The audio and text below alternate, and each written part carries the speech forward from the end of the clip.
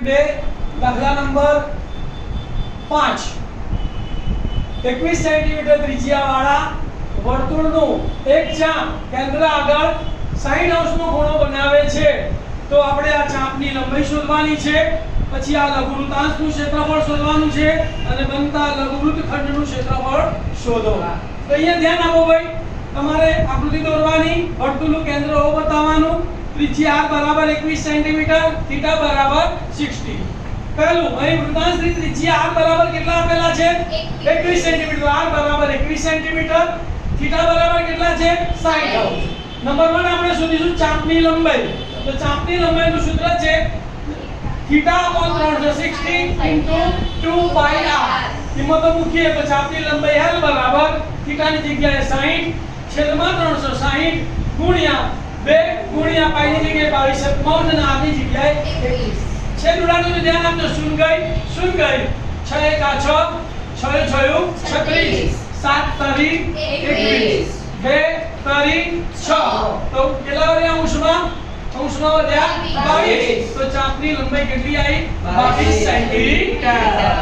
બીજો દાખલો વૃત્તાંશનું ક્ષેત્રફળ શોધો તો વૃત્તાંશનું ક્ષેત્રફળ બરાબર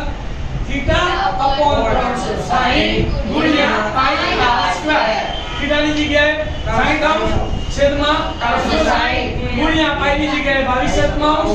r સ્ક્વેર છે એટલે આ 21 ગુણ્યા 21 બે વાર લખવાનું શૂન્ય ગઈ 6 * 1 = 6 6 * 6 = 36 7 * 21 3 * 1 = 3 3 * 2 = 6 બે કેટલા આયા 11 તો કેટલા વધ્યા બોલો તો 11 ગુણ્યા 21 વધ્યા ને બરાબર 11 ગુણ્યા 21 11 કનો ઘડિયો બોલો 11 * 1 = 11 નો એકડો વધી પડી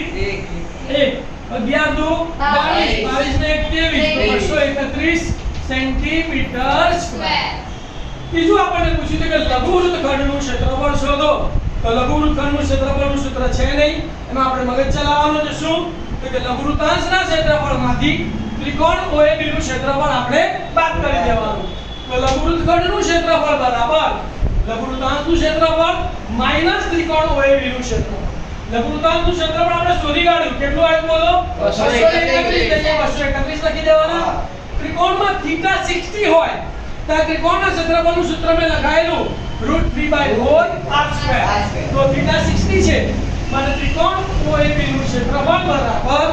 √3/4 r²